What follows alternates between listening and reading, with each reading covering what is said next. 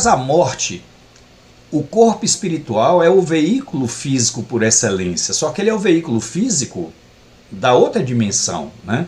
Porque a gente tem que entender o seguinte, para nós, o corpo material é que é o veículo físico dessa existência nossa, porque nessa dimensão, o veículo físico é esse que a gente pega.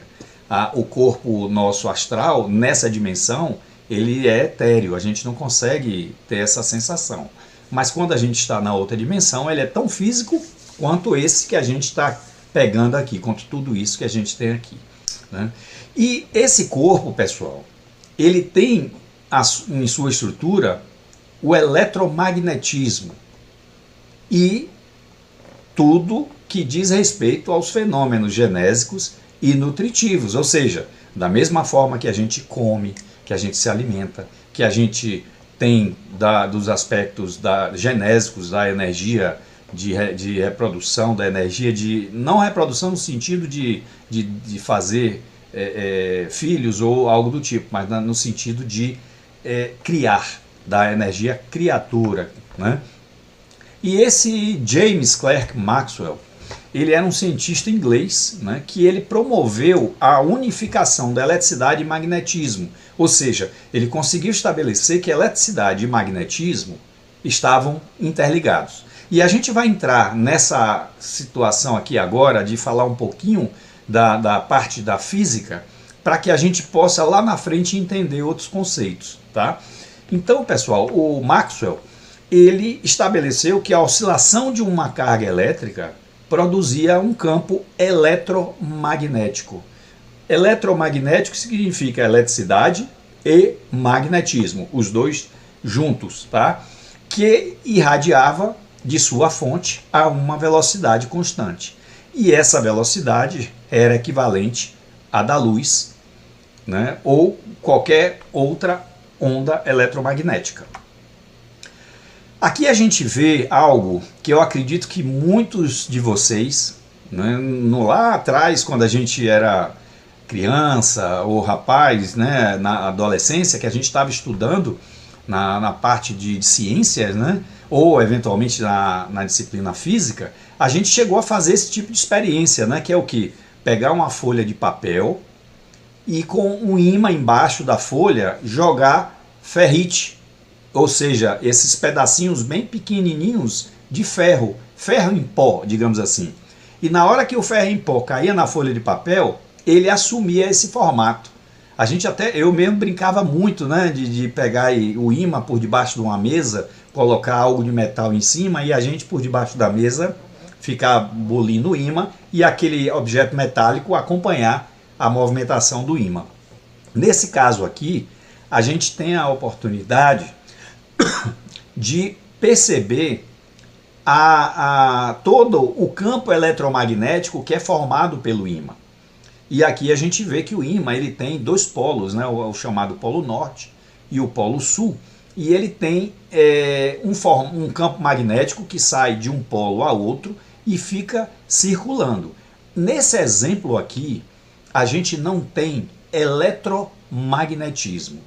Não existe eletromagnetismo aqui nesse exemplo que a gente está dando, quando a gente está tratando de um ímã, de uma substância magnética, que são aqueles ferrites, né, ou elementos que têm naturalmente uma propriedade magnética.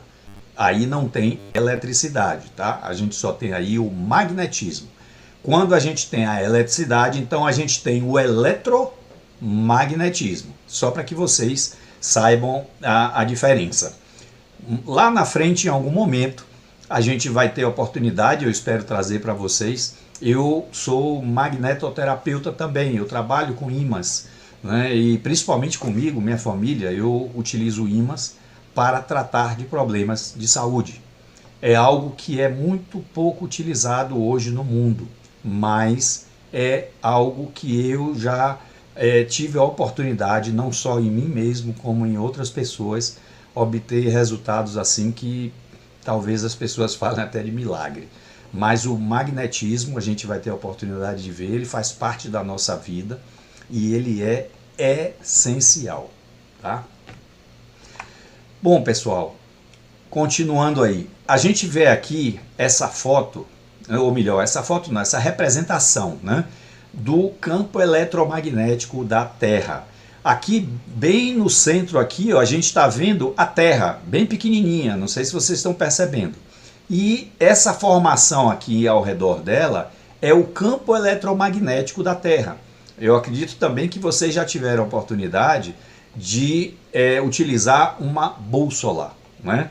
Bússola é aquele elemento que parece um relógio, que tem um ponteiro, que ele fica fica solto naquele aparelho, e a depender do campo eletromagnético da Terra, da posição que você está, ela vai se deslocando. No passado ele era muito utilizado, a bússola, para guiar as pessoas, para fazer nos navios as navegações tanto em terra, ou melhor, tanto no mar, quanto as expedições terrestres também, porque através da bússola você tem condição de estabelecer qual o caminho que você está trilhando. Por quê? Justamente por causa desse fenômeno magnético aqui que a Terra tem. Ela tem um polo norte e um polo sul. E esse polo norte e esse polo sul, eles não estão completamente alinhados, ou seja, o polo norte geográfico, ele não é o polo norte magnético. Existe uma diferença de aproximadamente 23 graus, tá?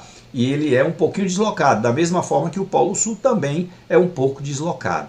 Mas a pessoa tendo esse conhecimento com uma bússola, ela tem condição de saber exatamente para onde ela está indo, se ela está indo na direção correta.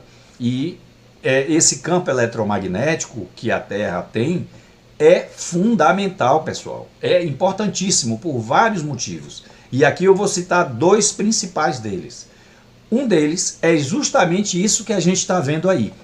Aqui a gente está vendo, ó, o Sol, essa estrela, né? O Sol é uma estrela que emite radiação. E emite radiação de vários tipos. Entre elas, algumas radiações que, se não existisse esse campo eletromagnético da Terra a nos proteger,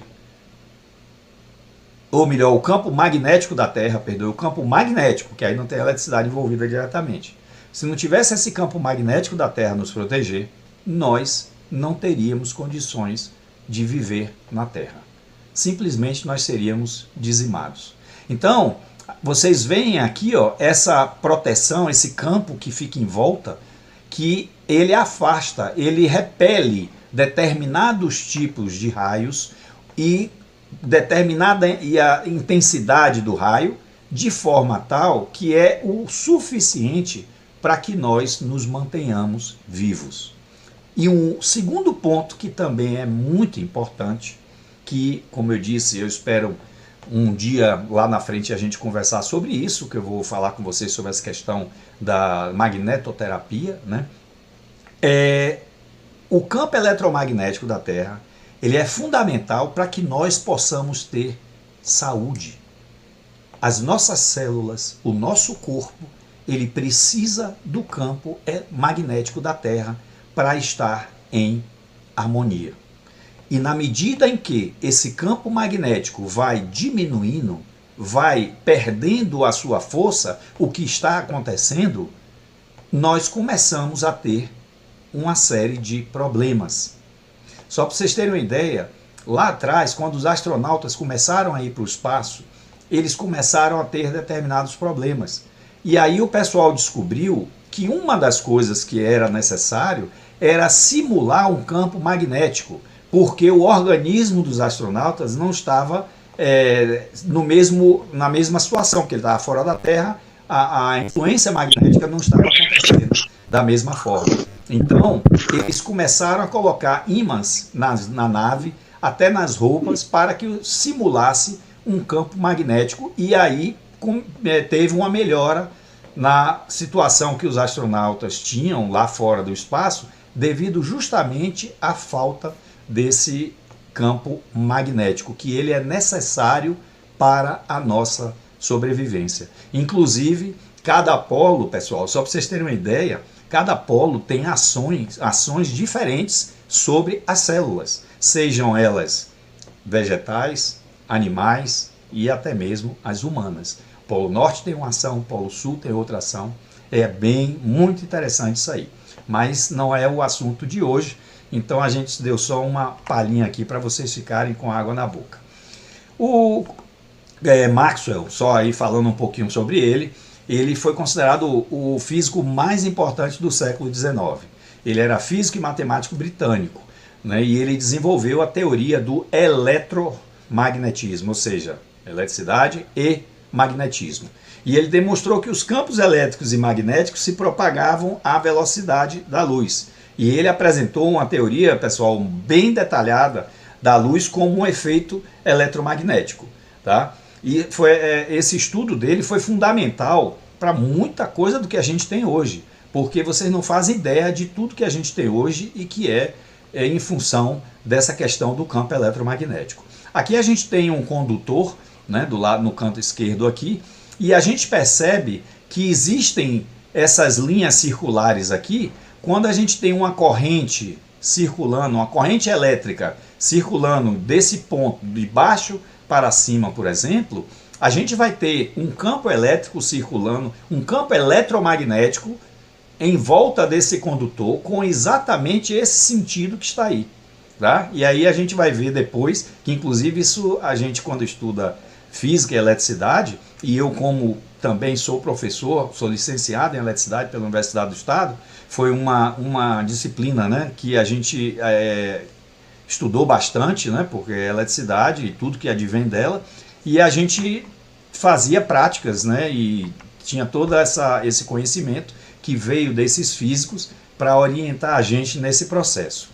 Teve um outro físico, né, que é um dinamarquês, o Ørsted, que inclusive o nome dele passou a ser uma unidade de força, de campo magnético.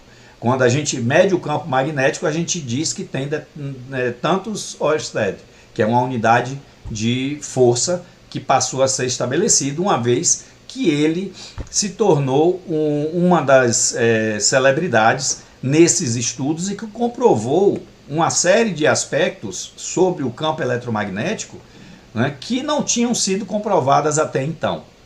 Ele se tornou o primeiro professor de física da Universidade de Copenhague. E aí a gente vê aquilo que eu falei, ó, a gente, quando eu vi isso aí eu me lembrei, né, da prática que a gente fazia e dessa questão da mão, né, que a gente segura um condutor e a corrente nesse sentido, ou seja, o polegar no sentido da corrente e os dedos no sentido do campo eletromagnético. Então é uma regra que a gente na escola a gente aprende, que é bem interessante. E significa exatamente isso que está aí. Ó. Você vê que o círculo ele fica aqui em volta do condutor, desde quando, nesse sentido, aqui no caso o sentido anti-horário, desde quando a corrente elétrica esteja indo de baixo para cima. E aqui a gente vê uma outra experiência também, que é muito simples de fazer, que é você colocar um condutor de cobre aqui com uma corrente elétrica contínua, no caso, passando, né, uma corrente elétrica, não corrente elétrica dessa da tomada, hein, pessoal? Pelo amor de Deus, porque isso aqui, se a gente fizer, vai dar um curto-circuito.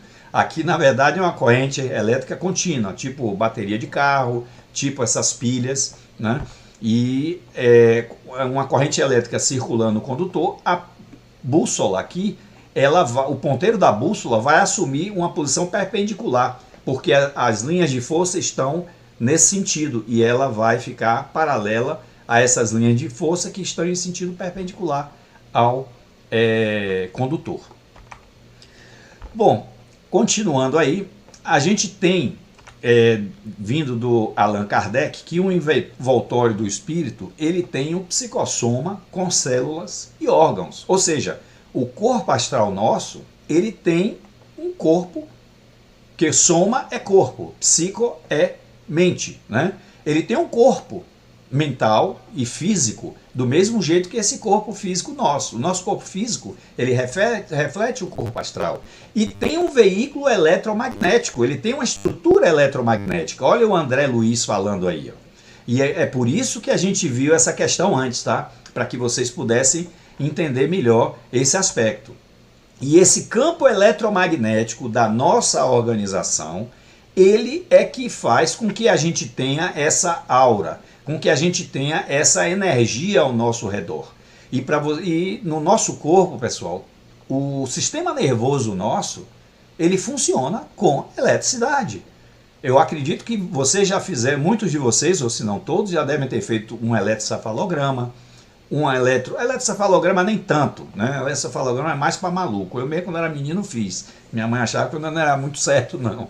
Mas, enfim, eletrocardiograma, né? Agora, recentemente, eu fiz eletrocardiograma de rotina, e a gente coloca aqueles fios, né, no peito, e você faz a medição da corrente elétrica, do campo eletromagnético que você tem ao redor do seu corpo, do coração, que a gente já teve a oportunidade de falar aqui sobre isso também. Então aqueles fios, eles captam esse campo eletromagnético e transformam essa informação numa informação que traduz a funcionalidade daquele órgão que você está medindo, como no caso o coração, pode ser também o cérebro. Mas o sistema nervoso nosso é totalmente movido a eletricidade. Os neurônios, tá? A sinapse, acredito que vocês já ouviram falar, eu já devo ter falado isso aqui em algum momento, ela é a comunicação entre um neurônio e outro, tá? E nessa comunicação entre o neurônio e outro, ela se dá através da eletricidade, também, claro, do neurotransmissor na sua maioria, mas tem alguns casos que o neurônio se comunica diretamente através de eletricidade. E quando existe a sinapse bioquímica, né, então a eletricidade também está aí envolvida. Tem aspectos da eletricidade, aspectos químicos envolvidos, mas sempre neurônio e eletricidade estão diretamente relacionados. E esse campo eletromagnético, como a gente viu, se você tem eletricidade circulando, quando a eletricidade circula através do nosso nervo, do nosso neurônio, quando ela circula, ali em volta a gente tem um campo eletromagnético. A gente viu isso aí atrás. Quando você tem um fio, um condutor, que tem uma corrente, uma circulação de corrente contínua, você tem um campo eletromagnético. E no nosso caso, os nossos neurônios é corrente contínua, porque ele sai do corpo do neurônio para o seu axônio e num sentido único. E existe um campo eletromagnético ali. É claro, um campo eletromagnético muito pequeno, mas existe, tá? E quando a gente tem um corpo, né, é o que o André Luiz diz aí, né? Nós somos desafiados pelo enigma do novo instrumento que passamos a utilizar, que é esse corpo que nós recebemos, né? Vamos lá. Quando a gente tem por exemplo, a gente está com o corpo perispiritual, a gente não está com o corpo físico, esses fenômenos genésicos e nutritivos modificam esse corpo, segundo o que sua mente determina. Do mesmo jeito, pessoal, que o nosso corpo físico também é determinado pela nossa mente, tá? Muitas vezes a gente não percebe da mesma forma que no plano astral, porque a física é diferente. Mas aqui, por exemplo, a doença, a má formação e muitas outras coisas ao longo da sua vida, as mudanças que acontecem no seu corpo são provocadas pela sua mente. Então, tanto aspectos nutritivos da sua alimentação, aspectos de força, né, que está relacionado com a parte genésica, eles vão alterar. No plano espiritual, isso é mais rápido, ele tem uma plasticidade maior. Aqui, a plasticidade ela é mais, digamos assim, mais dura, mais difícil, mas ela também acontece. E aqui a gente traz um aspecto do nosso lar, né, que o governador do nosso lar, quem leu já o nosso lar já viu que o governador do nosso lar levou 30 anos tentando convencer os espíritos, né, toda aquela população espiritual, a vencer os vícios terrestres da alimentação. Porque quando a gente desencarna, não é porque a gente desencarnou que a gente vai modificar, a gente continua o mesmo. Se a gente gosta de carne, a gente continua gostando de carne, tá? Só que do outro lado a gente não vai encontrar isso. Mas existem alimentos que tentam simular um pouco, não só em termos de sabor, como também em termos de sustância, digamos assim, de sustentação da carne, no caso do corpo espiritual, né, do corpo astral, porque a gente ainda é dependente. Mas, do mesmo jeito que aqui na Terra, a gente tem pessoas, vocês já ouviram falar em viver de luz? Algum aqui de vocês já ouviu falar de viver de luz? Eu acredito que sim. Tem pessoas que conseguem viver com um mínimo de alimentação e absorvendo o prana, absorvendo a energia cósmica, a energia do sol e se alimentando disso. É claro que não é qualquer pessoa. Existem alguns casos onde a ciência não soube explicar, mas, por exemplo, se alguns de vocês ler o livro Autobiografia de um Yogi, de Paramahansa Yogananda, por exemplo, não é só nele que tem, a gente vê lá 2 exemplos de pessoas que viviam de luz. Elas não comiam e nem água elas bebiam. Uma na Europa e uma na Índia, que ele cita. Inclusive, essas pessoas, elas passaram por pesquisa científica e a própria ciência não sabia explicar como elas conseguiam se manter vivas sem ingerir absolutamente nada. Nem água, pessoal, nem água. Existe treinamento, inclusive, para você viver de luz. Como eu disse, não é algo que você possa só viver de luz, mas você passa a ter uma alimentação muito mais frugal, né? Uma alimentação através de sucos, né? de coisas bem mais leves, mas não é qualquer pessoa e geralmente são períodos. Eu conheço pessoas que viveram períodos da vida dela nessa alimentação, mas depois retornaram. É claro, essas pessoas têm naturalmente uma alimentação bem mais leve. Mas voltando aqui ao ponto, esse governador da época, ele fez todo um trabalho para convencer as pessoas que elas não precisavam se alimentar de comida propriamente dita, das sopas que tem do outro lado e outras coisas mais. Bastava a inalação dos princípios vitais da atmosfera, água misturada com elementos solares, com fluidificada, entendeu? E essas pessoas, na medida em que elas começam a evoluir, inclusive também no aspecto mental, elas começam a ser capazes de se alimentar apenas desses elementos. Isso, pessoal, como eu disse, aqui na Terra é possível, não na sua plenitude, mas a gente pode diminuir muito a quantidade do peso, digamos assim, da alimentação que a gente tem hoje, mas tem um limite devido à nossa própria matéria, porque é uma matéria física e ela precisa da matéria física. Mas no outro lado, os espíritos que têm uma evolução, que têm um nível de desenvolvimento maior, eles não precisam mais se alimentar. E aí ele diz, né, prevaleceu a autoridade de grau de superioridade exercida por um ascendente moral irresistível, que era o do governador. Né? A gente sabe que lá do outro lado é tudo por meritocracia, né? Não é por QI, indicação, nada disso. Lá tem que ser sempre por mérito. E como esse governador tinha mérito, ele terminou convencendo. Agora, vejam aí, né? Levou 30 anos, não foi pouco tempo.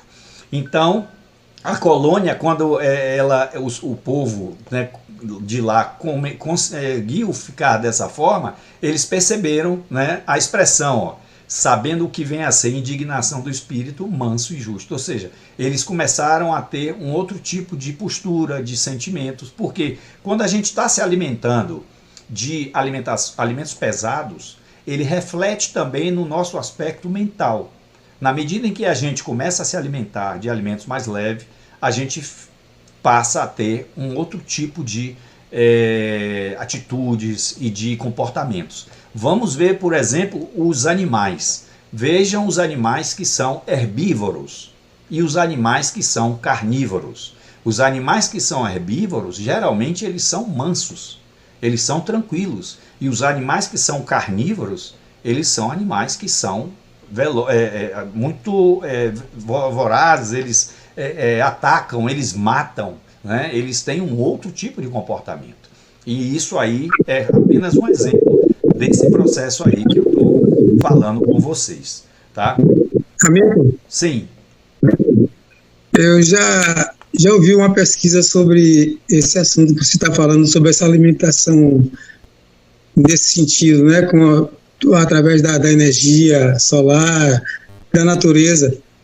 E, inclusive, eles falaram que até as fezes dessas pessoas eram diferentes, porque eles não ingeriam nada sólido, e é como se fossem umas bolotinhas assim. Eu achei interessante. Já tem alguns anos que eu ouvi alguns relatos sobre isso em uma pesquisa. exatamente. E agora você está falando assim, que eu fiquei assim agora que eu estou vendo que tem veracidade Com o certeza. assunto, que eu fiquei viajando na época. É isso mesmo. Pra você ter uma ideia, você falou dessa questão das fezes. Eu mesmo sou Uhum. suspeito para falar, meu sogro mesmo até gozava com relação a isso. Mas eu, menino, vivia muito na roça, né? E até hoje, por exemplo, eu adoro o cheiro de bosta de boi. Por incrível que pareça, eu gosto. Porque aquilo me Uhum. faz lembrar a fazenda, a época que a gente levava lá na roça, que a gente pegava o gado, que a gente ferrava, vacinava, tava ali, às vezes caía, se melava todo. Enfim, mas você percebe que a bosta do boi não tem o mesmo odor que tem o nosso, né? Porque, Exato. A gente se lembra, eu também tive muito contato com animais quando eu pequeno, porque meu pai também tinha alguma coisa. E quando a gente sente esse cheiro, a gente se reporta logo ao ambiente. exatamente, exatamente. E você vê porque ele só come o quê? Capim. Então, Capim. É isso. as fezes dele tem um outro tipo de odor, é totalmente diferente. Mas a nossa, que a gente tem uma É. alimentação pútrida, né? Porque a carne, ela fica pútrida, ela fica podre, literalmente podre. O Isso. fedor dos gases que saem da gente, ele é fedor da carne podre, porque a carne fica podre dentro do intestino. Esse é até um assunto interessante dessa questão do intestino, que quem sabe uma hora dessa a gente fala também, porque a gente tem, nosso intestino, pessoal, se a gente for analisar cientificamente, nós não fomos feitos para comer carne.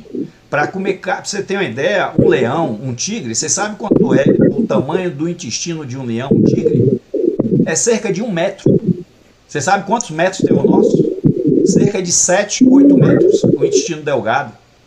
Ou seja, a carne ela leva muito tempo ali, ela apodrece literalmente. E esse apodrecimento ele causa problemas para a gente. Então as pessoas que comem muita carne, elas geralmente têm determinados tipos de problemas característicos das pessoas que se alimentam muito. Mas pessoal, a gente encerrou aqui o nosso prazo. Vamos parar aqui e na próxima a gente continua e eu vou procurar sempre fazer assim, trazer elementos que estão relativos ao que a gente está falando, mas que são assim também interessantes e que estão, digamos assim, de aspectos laterais ao que a gente está abordando aqui, ok? E a participação de vocês, como sempre, eu acho maravilhosa, como nosso colega aí. Se vocês quiserem, fiquem à vontade para fazer isso, porque eu pessoalmente gosto muito. Tá bom? Grande abraço para vocês e até a próxima, hein?